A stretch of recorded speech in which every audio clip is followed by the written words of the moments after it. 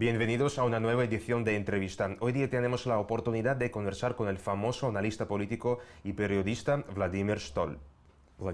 Muchas gracias por aceptar esta entrevista, Vladimir. La primera pregunta será sobre la OTAN y sobre el balance de lo hablado en la última cumbre de la OTAN, donde se anunció que, a pesar de las diferencias que pueda haber con respecto a la situación en Ucrania, el pacto entre la Federación de Rusia y la OTAN de 1997 todavía subsiste. Uno de los puntos de este acuerdo señala que la Federación de Rusia y la OTAN ya no se considerarán enemigos. Sin embargo, en la cumbre en Gales se habló de Rusia como un agresor y que hay que prepararse contra esta violencia.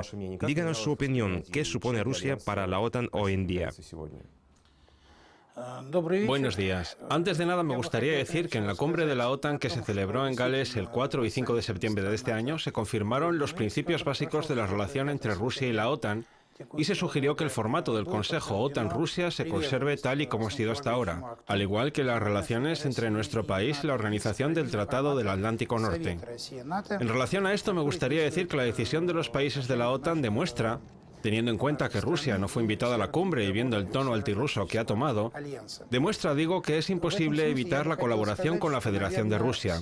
Quiero recordar que las cuestiones más importantes para los países integrantes de la OTAN son como mínimo dos. La primera, respetar el Tratado de No Proliferación de Armas Nucleares, el cual sería imposible cumplir sin la Federación de Rusia, y por supuesto la colaboración en el ámbito de las cuestiones logísticas, de tecnología militar y de inteligencia. Principalmente hablo de la base de la OTAN en Uliánovsk, que es de una importancia enorme para los países de la OTAN, sobre todo en el tema de la retirada de tropas aliadas de Afganistán en el presente año, tanto estadounidenses como europeas. Además, los países de la OTAN entienden perfectamente que sin el acuerdo y la colaboración con nuestro país no sería posible solventar los asuntos más importantes, especialmente en lo que se refiere a Oriente Próximo, es decir, Libia, Siria, Irak, los problemas en Irán, también los problemas con Corea del Norte y muchas otras cuestiones. Por eso creo que esta posición tan ambigua por parte de la OTAN en relación a Rusia está dictada por la situación actual real. Asimismo, si la OTAN llevase una dirección diferente a la política antirrusa actual, no se podría considerar como algo serio. Uno de los temas tratados en Gales en la cumbre de la OTAN fue el aumento de la actividad militar, así como una mejora en la calidad del entrenamiento y un aumento del número de soldados en las fronteras con la Federación de Rusia en países como Polonia o los países bálticos, que es hacia donde se mueve el centro de gravedad de la actividad militar de la OTAN. Otra decisión que se tomó en Gales fue la de la creación de un cuerpo de reacción rápida en el que deben entrar los países bálticos, Estonia, Letonia y Lituania, y otros bajo el mando del Reino Unido y Polonia. No me gustaría bromear sobre este tema, ya que un cuerpo de reacción rápida con soldados estonios no creo que sea el más rápido posible. En cualquier caso, quienes tienen más peso en la decisión de crear este cuerpo de reacción rápida son Estados Unidos y Reino Unido. Los estadounidenses han prometido destinar $1.000 millones al desarrollo de este cuerpo, mientras que Reino Unido ha prometido enviar 3.500 soldados de los 4.000 totales. Los 500 soldados restantes serán repartidos entre los otros 6 países. Como puede entender, el número de combatientes no juega un papel demasiado decisivo. Lo que sí tiene gran importancia aquí es la participación política y la intimidación. Es importante señalar que todo esto ocurre en nuestras fronteras, por eso hace falta tener en cuenta la última visita de Barack Obama a Estonia la víspera de la cumbre, donde se aprobó la construcción de 5 nuevas bases de la OTAN en el territorio de los países bálticos y Polonia, en un contexto general de desplazamiento del centro de gravedad hacia las fronteras orientales del bloque. Por eso el tono general es claramente antirruso.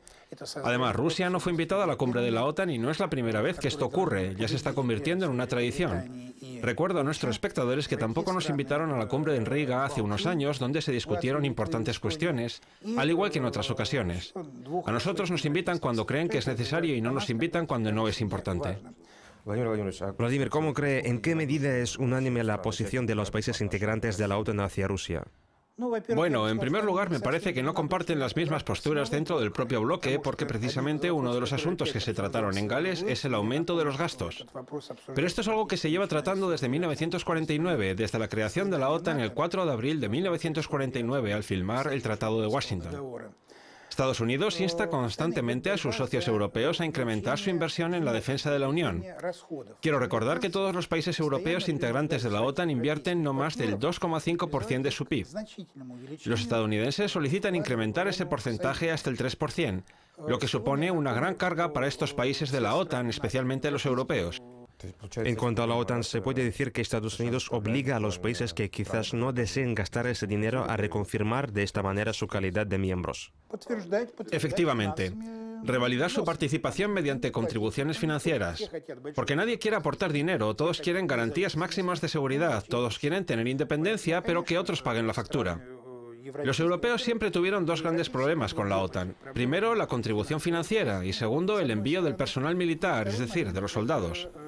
Por ejemplo, las tropas de reacción rápida que ya existen en la OTAN cuentan con unos 25.000 militares, lo cual constituye la cifra máxima de lo que puede proporcionar Europa teniendo en cuenta su carácter rotatorio, que significa que el total de las personas implicadas en este proceso es mucho mayor.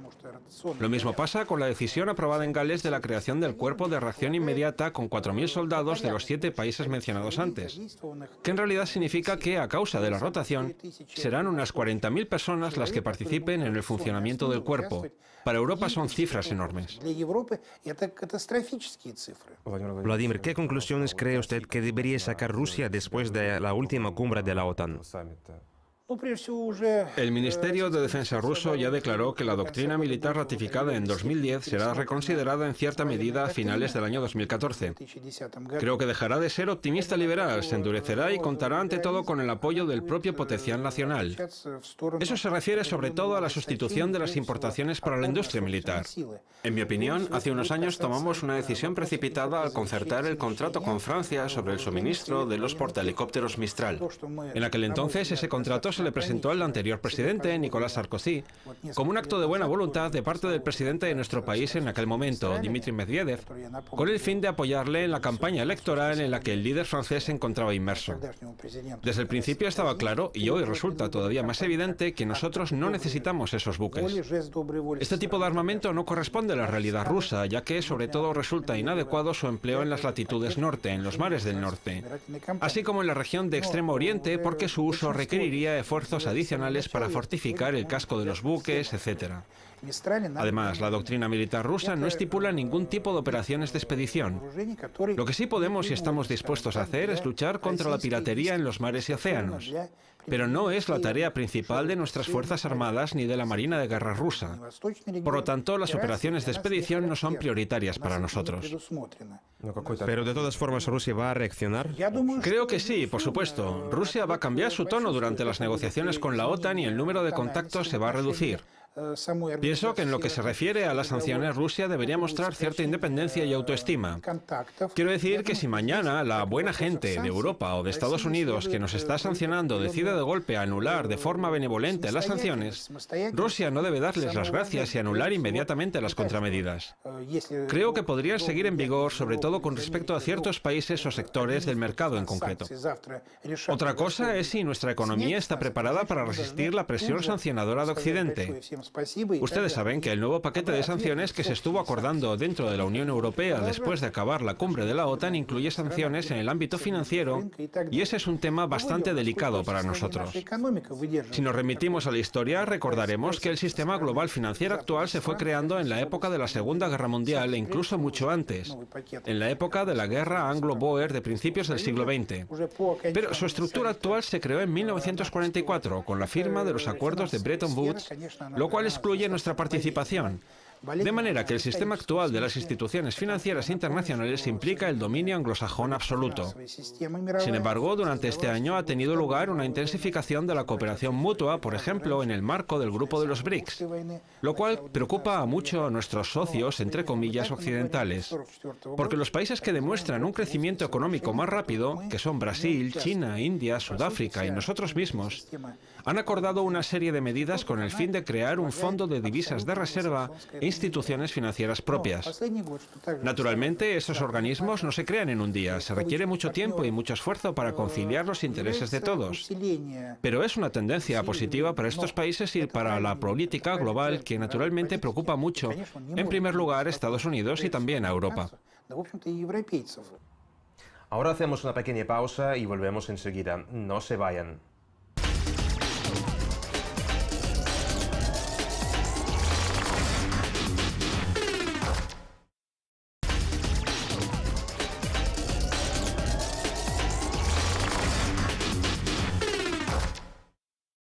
Estamos de vuelta aquí en RT conversando con Vladimir Stoll. Usted escribió una obra en la que califica a la OTAN de instrumento de imposición del nuevo orden global. ¿Cómo ve la evolución de la Alianza del Atlántico Norte? Existen algunas figuras de contrapeso. La OTAN fue creada en 1949. En aquel año, su primer secretario general, el general británico Lord Ismay, determinó muy claramente los objetivos que perseguía con la creación de la alianza, haciendo hincapié en tres principios claves: los rusos fuera, los norteamericanos dentro y los alemanes debajo. Es decir, la OTAN se creaba para legalizar la presencia estadounidense ante todo militar y política en Europa. La segunda meta era alejar a la URSS, que hoy es Rusia, de Europa, y la necesidad de tener bajo control a Alemania, sobre todo en 1949 al concluir la Segunda Guerra Mundial y en el marco de una comprensión más exacta del contexto de la Primera Guerra Mundial. En general, hoy en día las metas de la OTAN no han cambiado. Más aún, a partir del año 1999, tras la desintegración en 1990 de la Organización del Tratado de Varsovia y la de la URSS al año siguiente, precedida por la caída del sistema socialista mundial, ocurren ciertas cosas inexplicables. La OTAN se queda sin adversario y, al parecer, la lógica del desarrollo de los acontecimientos a principios de los 90 le exigía a la OTAN la disolución de esta organización político-militar. Porque si no había enemigo, ¿en contra de quién tenía que operar entonces? Yo he tenido que hablar en reiteradas ocasiones con diplomáticos, políticos y científicos en Europa y en Estados Unidos. Y tanto los expertos estadounidenses como los europeos siguen tratando de convencernos de que la OTAN es necesaria, que es el baluarte de la paz, etc. Cuando les pregunto, ¿y por qué ustedes no aceptan a Rusia en la OTAN para que todo sea más maravilloso todavía? Ellos responden, ¿a Rusia? ¿Para qué nos hace falta ahí? Y en este sentido quisiera recordar que Rusia es la antítesis de Occidente ya desde mediados del siglo XV, cuando se desintegró el Imperio bizantino, y la sobrina de su último emperador, Zoe Paleóloga, se casó con el zar ruso. En aquel entonces Rusia, Moscú, se convirtió en la sucesora simbólica de Constantinopla. Todo esto sucedió a mediados del siglo XV y, en efecto, nosotros tenemos valores diferentes, culturas diferentes, historia diferente y también tenemos diferentes metas y misiones. Así pues, a partir de 1991, tras la caída de la URSS, cuando Rusia llevaba a cabo una política ultraliberal y la política exterior durante el mandato del presidente Yeltsin y su ministro de Asuntos Exteriores, Kozyrev, estaba totalmente sincronizada con la estadounidense, todo les gustaba a todos. En Occidente nos aplaudían, nos apoyaban. Gorbachov era el mejor alemán de todos los alemanes. Yeltsin era el mejor estadounidense de todos los estadounidenses. Y se tenía a Kozyrev por el mejor de todos. Aunque puedo recordarles que Brzezinski, que no se caracterizaba precisamente por sus simpatías hacia la Unión Soviética, evaluó de una manera muy negativa y poco halagadora a Kozyrev en su época de ministro de Asuntos Exteriores de Rusia, comparándolo consigo mismo y con lo hijo de puta que era, tal y como el propio Brzezinski escribió cuando ocupaba cargos estatales en el Departamento de Estado norteamericano y defendía los intereses de Estados Unidos. En realidad, cuando el enemigo, o más bien el adversario, te halaga, eso te tiene que poner alerta. Eso no sucede sin razón. Todo el mundo halagaba a Kozyrev, al igual que a Gorbachov. Gustaba mucho a todos. Pero volviendo a la situación de la OTAN, en 1991 la OTAN tenía que desintegrarse, pero eso no ocurrió. En efecto, en 1991 la OTAN adopta un nuevo concepto estratégico, el primero en el periodo posbipolar. En 1999 el segundo y el tercero se adopta en el 2010 en la Cumbre de Lisboa. Quisiera señalar que los tres conceptos siempre se sincronizaban con serios cambios en la política mundial. El primero sobre todo. En 1991, con la caída de la URSS, la OTAN realmente necesitaba evaluar de una manera nueva y diferente toda esta situación mundial. El segundo tiene que ver con las tristes páginas de la historia de la antigua Yugoslavia. En realidad, la adopción del segundo concepto estratégico de 1999 fue contemporánea de los bombardeos de Yugoslavia con sus enormes pérdidas materiales y humanas. El tercer concepto, el del 2010, coincidió con la retirada de las tropas estadounidenses y del contingente de la OTAN de Afganistán y con un cambio de enfoque sobre la región asiática. No todo es tan simple aquí, sin embargo. El Cáucaso y Asia, sobre todo Asia Central, son realmente las áreas clave para las intenciones actuales de la OTAN. Nosotros, en general, somos aceptables para ellos como socio. Está la Asociación para la Paz en la que participamos y eso también refleja la dualidad de nuestra situación. Por un lado, declaramos que los intereses de la OTAN no siempre coinciden o a menudo no coinciden con los nuestros. sobre todo en cuanto a la expansión de la OTAN hacia el este.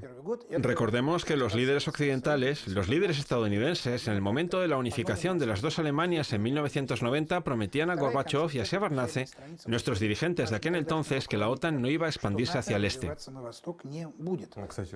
Por cierto, hablando de esta situación, debemos recordar, por supuesto, la crisis en Ucrania. Esta especie de activación de los países miembros de la OTAN es la consecuencia de la crisis y el conflicto ucraniano, o al contrario, se podría considerar que la crisis en parte podría ser la consecuencia de la actividad de la OTAN. ¿Cómo se podría interpretar? Verá, yo pienso que en este aspecto las relaciones de causa y efecto, como en la mayoría de acontecimientos mundiales, son claves y hay que analizarlas detenidamente. La crisis ucraniana en general no trajo ninguna consecuencia. La crisis ucraniana es en sí un instrumento de aquella política de Occidente hacia la Federación de Rusia. Ante todo, es la continuación del antiguo concepto de crear caos y gobernar mediante el caos. En las fronteras con Rusia es necesario crear una especie de absceso constantemente hinchado y sangrando que se puede inflamar, mitigar e inflamar de nuevo en cualquier momento que haga falta, aumentando las tensiones en la región. Además, algunos apologistas occidentales sostenían que Rusia, junto con Ucrania, forma una gran potencia euroasiática, mientras que sin Ucrania es un país asiático que no tiene ningún peso. Por eso el papel que ha desempeñado Ucrania para Rusia en el contexto geopolítico siempre ha sido muy importante. Y no se trata solo de la geopolítica, sino de los contactos y lazos culturales, históricos y humanos. Eso es lo que une a dos pueblos hermanos que en realidad son un solo pueblo. Los estadounidenses quieren, en primer lugar, crear en Ucrania lo que decía la doctrina de los partidarios de Hitler, que es la doctrina Rosenberg, y dice así: territorio sin pueblo y pueblo sin territorio. En Ucrania, Occidente trata de aplicar esa doctrina misantrópica de territorio reducido a cenizas. Podemos ver que en Donetsk y Lugansk se está llevando a cabo una guerra de exterminio de la población local. No tanto de los rebeldes, sino de los ciudadanos comunes. Ellos no necesitan al pueblo. Necesitan el territorio reducido a cenizas, que será usado para lo que ellos quieran. Esta crisis comenzó el otoño pasado, en noviembre, cuando Ucrania, en la cumbre de los países de la Unión Europea en Vilna, rechazó la opción de la integración europea a favor del fortalecimiento de los contactos con la Unión Aduanera y la Federación Rusa en primer lugar. Entonces el presidente del país era Yanukovych. ¿Cómo reaccionó Occidente? Enseguida se creó el Euromaidán y se adoptó una postura negativa respecto a Rusia y al presidente Yanukovych. Además, ni siquiera se discutía la legitimidad de la aplicación de la fuerza por parte del entonces jefe del Estado. Es más, trataban de amenazarlo diciendo que ni se les ocurriera a los Berkut o otras fuerzas del orden aplicar la fuerza contra los manifestantes. ¿Y qué estamos viendo ahora? Una guerra a gran escala usando maquinaria pesada. Una guerra de exterminio de su propio pueblo. Miren cómo reacciona Occidente. Están aplaudiendo. Recuerdo que al presentarse a las elecciones presidenciales, Poroshenko se proponía poner fin al conflicto e instaurar la paz en tierra ucraniana. ¿Dónde está esa paz? A los ojos de Occidente, Putin es el principal agresor. Pero él defiende una resolución pacífica del conflicto y en vez de apoyar esta iniciativa, nos obligan a aguantar sanciones. No creo que sean una consecuencia, es un mecanismo para seguir con la guerra. Además, no creo en la eficacia de la tregua en el sureste de Ucrania. ¿Pero de quién depende el cumplimiento de la tregua? Depende de ambas partes ante todo, tanto de los rebeldes como de Kiev. Pero en la mayor parte depende de los copatrocinadores occidentales del régimen actual de Poroshenko. Es decir, no todos están interesados. Claro que no. Conocemos la postura del oligarca Igor Kolomoisky, jefe de la región de Dniepropetrovsk, designado por Kiev, y de sus organizaciones armadas no sometidas a Poroshenko como comandante en jefe. Existen otras organizaciones, ejércitos privados y contratistas occidentales que luchan en el sureste del país y que no piensan someterse a Poroshenko. Parece que no necesitan la paz. Además, basándonos en las declaraciones de los líderes de las repúblicas populares autoproclamadas de Donetsk y Lugansk, vemos que las fuerzas de Kiev de la Guardia Nacional se están reagrupando. Están concentrando el armamento pesado y sacando otro tipo de armas de los almacenes. Se ha incumplido la condición principal que ponía Putin, retirar las fuerzas de la Guardia Nacional a una distancia mínima de 30 o 40 kilómetros. Es decir, a una distancia desde la cual sería imposible causar daño a la población civil de Donetsk y Lugansk. Eso no ocurrió. Los ataques seguirán y la respuesta no se hará esperar. Veamos, por ejemplo, la declaración de Lutsenko, asesor de Poroshenko. Decía que en Minsk no se discutió un estatus especial para estas dos repúblicas autoproclamadas. Solo se habló de un tercio del territorio que está bajo el control de los rebeldes.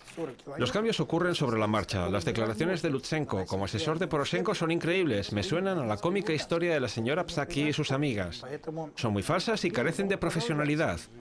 Es decir, Lutsenko puede decir lo que quiera. Por ejemplo, que en la cumbre de la OTAN 5 países decidieron suministrar al ejército ucraniano maquinaria de guerra de última generación. El mismo día, el representante oficial del gobierno noruego desmintió esa declaración. Le siguió el representante estonio, después los polacos también la desmintieron y finalmente los estadounidenses dijeron que no habían tomado ninguna decisión parecida. Es interesante que todos se negaron enseguida a suministrar armas. Decían que solo eran cascos y chalecos antibalas. Armas no letales. Pero tienen que existir ciertos elementos. Alguien tiene que estar interesado en que no se pase esta oscura página de la historia de Ucrania. ¿Quiénes son estos elementos en Ucrania o tal vez en Occidente? En Ucrania son las fuerzas destructivas que están llevando a cabo una campaña militar con la ayuda de organizaciones privadas. Tal vez sea una lucha entre clanes, una lucha de diferentes grupos de oligarcas en territorio ucraniano. No se trata únicamente de dos frentes, uno de los cuales es pro-ucraniano y el otro está en contra de la preservación de unidad de Ucrania. Los oligarcas como Akhmetov o Kolomoisky pueden estar persiguiendo diversos intereses económicos. Cabe destacar el discurso de Kolomoisky que sugería declarar como enemigos al resto de los oligarcas y nacionalizar su propiedad. Lo dijo en serio. Entonces se trata de un reparto legal del negocio, ¿verdad? En tiempos turbulentos no abunda la lógica. No se tienen en cuenta los intereses nacionales. Estos intereses se dejan de lado, se arrinconan en el último lugar.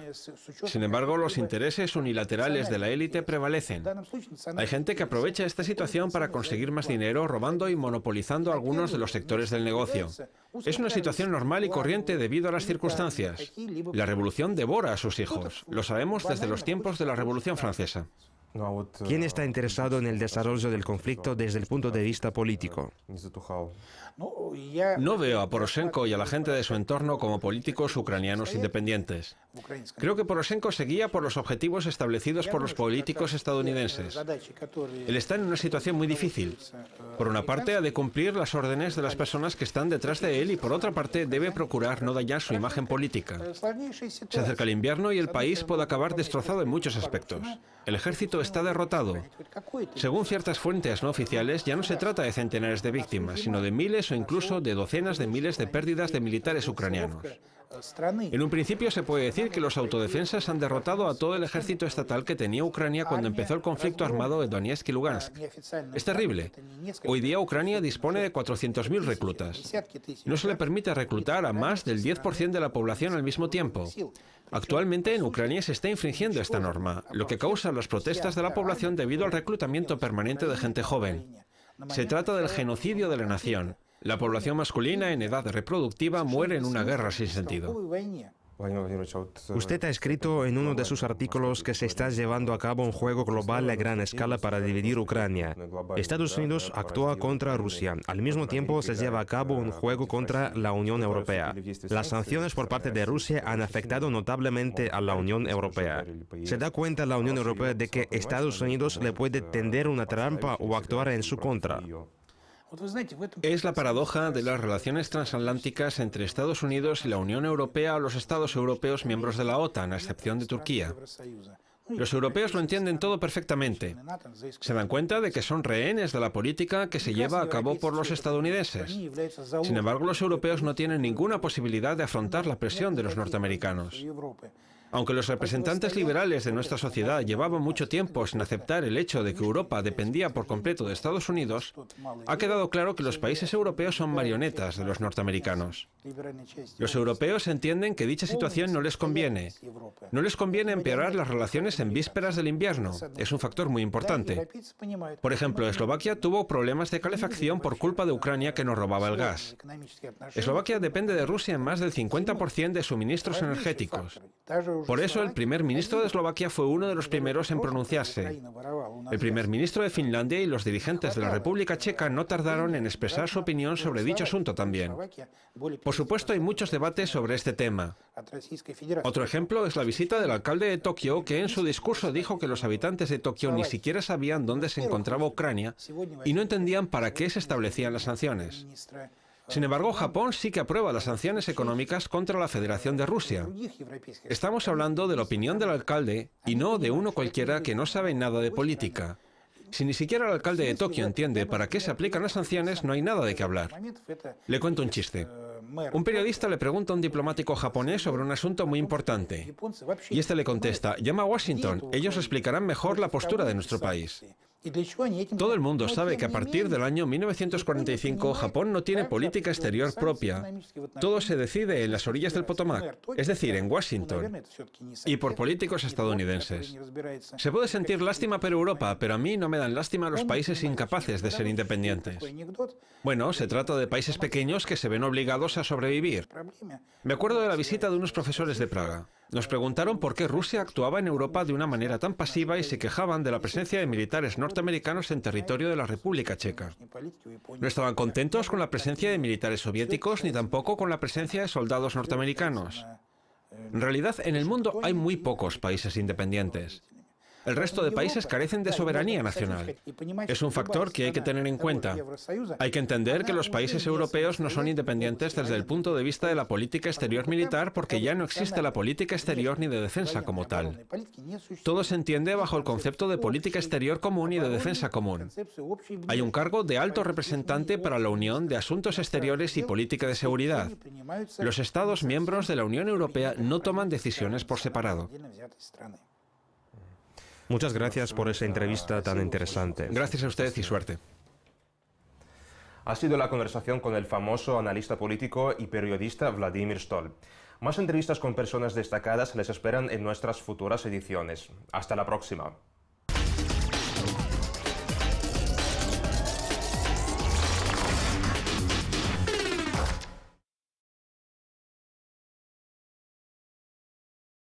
En lo que se refiere a Oriente Próximo, es decir, Libia, Siria, Irak, los problemas en Irán, también los problemas con Corea del Norte y muchas otras cuestiones. Por eso creo que esta posición tan ambigua por parte de la OTAN en relación a Rusia está dictada por la situación actual real. Asimismo, si la OTAN llevase una dirección diferente a la política antirrusa actual, no se podría considerar como algo serio. Uno de los temas tratados en Gales en la cumbre de la OTAN fue el aumento de la actividad militar, así como una mejora en la calidad del entrenamiento y un aumento del número de soldados en las fronteras con la Federación de Rusia en países como Polonia o los países bálticos, que es hacia donde se mueve el centro de gravedad de la actividad militar de la OTAN. Otra decisión que se tomó en Gales fue la de la creación de un cuerpo de reacción rápida en el que deben entrar los países bálticos, Estonia, Letonia y Lituania, y otros bajo el mando del Reino Unido y Polonia. No me gustaría bromear sobre este tema, ya que un cuerpo de reacción rápida con soldados estonios no creo que sea el más rápido posible. En cualquier caso, quienes tienen más peso, al igual que en otras ocasiones. A nosotros nos invitan cuando creen que es necesario y no nos invitan cuando no es importante. Vladimir, ¿cómo cree, en qué medida es unánime la posición de los países integrantes de la OTAN hacia Rusia? Bueno, en primer lugar, me parece que no comparten las mismas posturas dentro del propio bloque porque precisamente uno de los asuntos que se trataron en Gales es el aumento de los gastos. Pero esto es algo que se lleva tratando desde 1949, desde la creación de la OTAN el 4 de abril de 1949 al firmar el Tratado de Washington. Estados Unidos insta constantemente a sus socios europeos a incrementar su inversión en la defensa de la Unión. Quiero recordar que todos los países europeos integrantes de la OTAN invierten no más del 2,5% de su PIB. Los estadounidenses solicitan incrementar ese porcentaje hasta el 3%, lo que supone una gran carga para estos países de la OTAN, especialmente los europeos. En cuanto a la OTAN, ¿se puede decir que Estados Unidos obliga a los países que quizás no deseen gastar ese dinero a reconfirmar de esta manera su calidad de miembros? Efectivamente. En la decisión de crear este cuerpo de reacción rápida son Estados Unidos y Reino Unido. Los estadounidenses han prometido destinar $1.000 millones al desarrollo de este cuerpo, mientras que Reino Unido ha prometido enviar 3.500 soldados de los 4.000 totales. Los 500 soldados restantes serán repartidos entre los otros 6 países. Como puede entender, el número de combatientes no juega un papel demasiado decisivo. Lo que sí tiene gran importancia aquí es la participación política y la intimidación. Es importante señalar que todo esto esto ocurre en nuestras fronteras. Por eso hace falta tener en cuenta la última visita de Barack Obama a Estonia la víspera de la cumbre, donde se aprobó la construcción de 5 nuevas bases de la OTAN en el territorio de los países bálticos y Polonia, en un contexto general de desplazamiento del centro de gravedad hacia las fronteras orientales del bloque. Por eso el tono general es claramente antirruso. Además, Rusia no fue invitada a la cumbre de la OTAN y no es la primera vez que esto ocurre, ya se está convirtiendo en una tradición. Recuerdo a nuestros espectadores que tampoco nos invitaron a la cumbre en Riga hace unos años, donde se discutieron importantes cuestiones.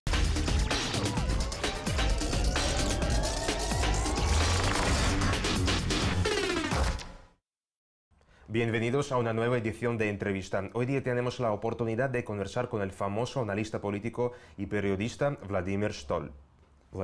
Muchas gracias por aceptar esta entrevista, Vladimir. La primera pregunta será sobre la OTAN y sobre el balance de lo hablado en la última cumbre de la OTAN, donde se anunció que a pesar de las diferencias que pueda haber con respecto a la situación en Ucrania, el pacto entre la Federación de Rusia y la OTAN de 1997 todavía subsiste. Uno de los puntos de este acuerdo señala que la Federación de Rusia y la OTAN ya no se considerarán enemigos. Sin embargo, en la cumbre en Gales se habló de Rusia como un agresor y que hay que prepararse contra esta violencia.